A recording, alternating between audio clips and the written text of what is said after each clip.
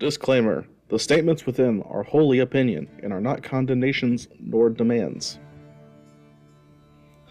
Never heard that before. That's a bit weird. So, welcome back. That is, if you are returning. If not, welcome. I am a box. We covered this in the last video, TLDW, Wizard BS, Can Talk Now, I Like Tabletop. I get the feeling this video's segments are going to be a bit longer, so I'll keep this brief. As a continuation of my last video, we're going with my top 5 worst 5th edition modules. This is where I might start to get some disagreement, but bear with me, I will probably be a bit harsh in this one. So yeah, let's get to it before I ramble on too much. Oh, and spoilers for these, just a general caveat, because it's a bit difficult to discuss why you dislike something without examples. Number 5. Waterdeep Dragon Heist. This and my next one are on the have good ideas in them camp, where they fail as execution, and sometimes other places. Waterdeep Dragon Heist is about, well, a heist in Waterdeep, though it really isn't, but I'll get to that. This adventure runs from only levels 1 to 5, like the starter set or the Essentials kit. To set it apart, Waterdeep Dragon Heist touts itself on its replayability in having quote-unquote 4 different campaigns based on what season you set the story in, except that's a lie. Of the game, half of it will be exactly the same no matter what season you set the game in. The main villain changes, but you encounter all of them in the first couple of chapters regardless of season, and the ending is always the same. There isn't even a heist. The players are heavily disincentivized from actually keeping the final reward. Due to the piecemeal nature of the adventure, parts feel disjointed no matter what villain you pick. That means there are 3 factions of people that basically disappear from the story after the first couple of chapters. This is the sort of adventure that if bundled with the Sword Coast Adventurer's Guide, I would have said, this is a really cool thing to have in a setting guide, because even for only being levels 1 to 5, half of the book is just about Waterdeep itself. And this may just be personal bias coming into play, but as a person who on a good day doesn't care for Forgotten Realms one bit, this doesn't help its situation. Compare that to say the starter set or the Essentials kit, the content for levels 1 to 5, and the price difference, being you could get both of those for the same price as Dragon Heist, and it makes this seem a near ripoff. The saving grace for this adventure is its short length. Being only levels 1 to 5, if it were a full adventure or campaign, it'd be near the bottom of this list for sure. The maps are good, I suppose, if you like Waterdeep, and could say change some of the villains around so superfluous factions are cut out, you could still have fun with this campaign. Next up though, similar issues, but less positives. Number 4. Out of the Abyss. Out of the Abyss is an Underdark themed adventure that finds the players encountering, and more often than not, fighting the strange dwellers and environments of the Underdark, only to find something more sinister than normal is happening within. Gods above, this adventure hurts to put on here, because from the get-go, I love the concept. I have a huge boner for underground campaigns, Underdark, and weird ancient civilizations, and I also think drow are the only interesting thing about elves in most D&D settings. The start as well just does more for hyping me up for the eventual fall. The prison escape and almost survival aspect is so what I want out of a game, trapped underground with your wits, stolen gear, and the few people who escaped with you. And that is where my love for this ends, aside from the art that I still think is pretty good. This module goes from level 1 all the way to 20, something I wish more modules did, because outside of this and one other adventure, also on this list, Wizards of the Coast has ignored most everything past level 11, but this module is a slog. After the first 2 chapters, the book basically tells DMs to kick dirt and do it themselves. In the latter half, I can barely read to get prepped for ever running this. Partway through, the party actually gets out of the Underdark, and aside from the book expecting them to just do the heroic thing, the only real motivation to go down and fix the problem is to save a character from the Forgotten Realms novels. Yeah, you really love Drizzt, right? You'd hate to see him die. Screw Drizzt. He's the lamest Dark Elf ever. Now my special Dark Elf OC, Night Song, lawful evil barbarian slave hunter. He's a cool dude. But seriously, good drow suck. Also, the demon princes are just lame to fight, and the fact you can fight them at all is lame. I'm of the opinion that the faction of DMs and players who want to have every game end like Final Fantasy, and then we fought God, and the natty 20s saved the day, and now we are overrulers of the realm, should just go and play something like Exalted. Not that that is any good, but I mean the concept of player being gods and killing gods is lame in the first place. Let's move on before I start a tangent about combat flowcharts. The last thing I'll add, about the villains at least, The fact that every faction is secretly being controlled by the demon princes just makes the entire thing lame. There are no conflicting goals for any of the enemy groups. The Duergar, Drow, Mind Flayers, etc. all serve the same masters and basically become redundant. No reason to have them be different races at all. Okay, now we can move on. Number 3. Princes of the Apocalypse.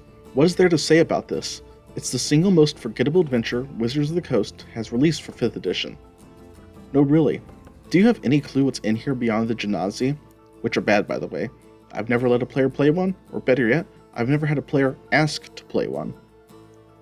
Princes of the Apocalypse is about a group of elemental cults attempting to bring about the end of the world, summoning great cataclysms and such, and it is up to the players to stop them in this open-ended adventure. But yeah, this adventure is a disjointed mess, attempting to both play off the familiarity with the old elemental evil dungeons and adventures of the past, but still be something different. It fails at both.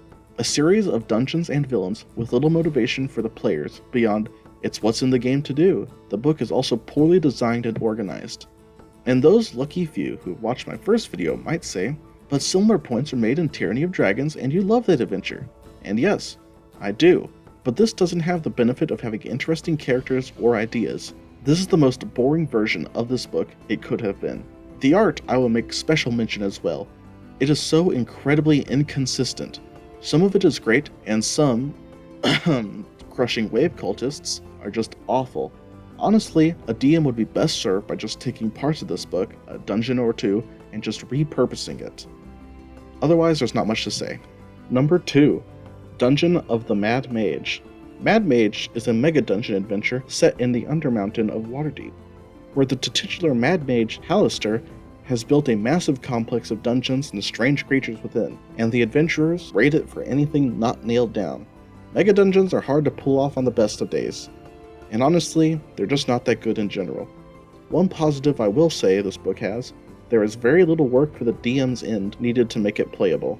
This adventure runs through levels 5 to 20, paired often with Dragon Heist, though honestly, the characters from that will not be the right fit at all to switch to just a mega dungeon crawl. Part of the issue is a 5th edition one, the game just isn't balanced around high level play. This adventure has plenty of interesting things, but the time between them of just boring dungeon crawling is too much. Each floor is delegated to a level almost, but them being separated by a theme, story, challenges, and style leaves this entire thing feeling disjointed and unrelated to each other. And once again, I'll make mention of how much I hate the Forgotten Realms, even more so the Sword Coast. Honestly, I don't have too much to say, as this is just a generally poor quality adventure rather than one that has really bad points that stand out.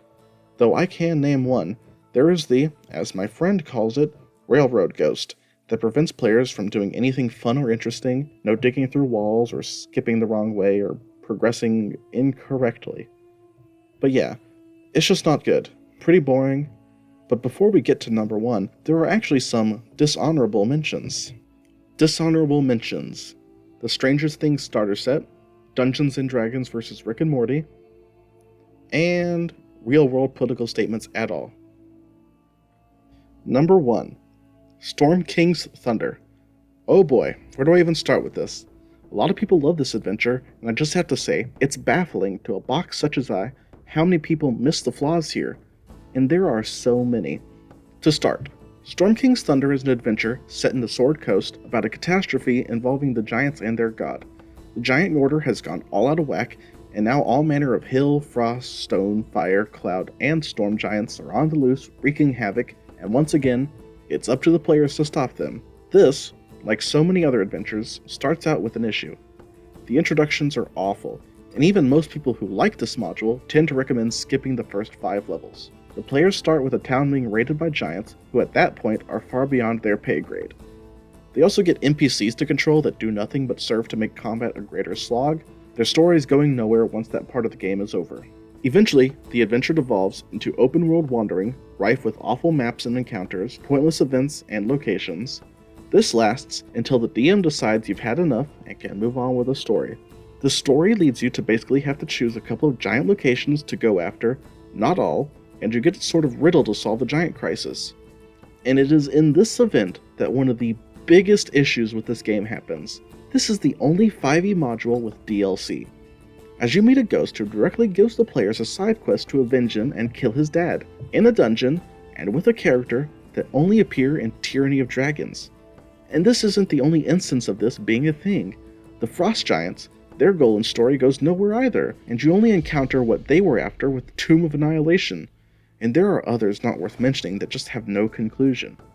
Oh, and the players for some reason caught the attention of Clouth, a big bad dragon with crazy magic stuff that has so much cool stuff about him, except they don't actually get to meet him, just some of his cultists, that for some reason give the PCs an airship, because the adventure was obviously designed and then the question was posed, how are the PCs going to get anywhere? Combat as well.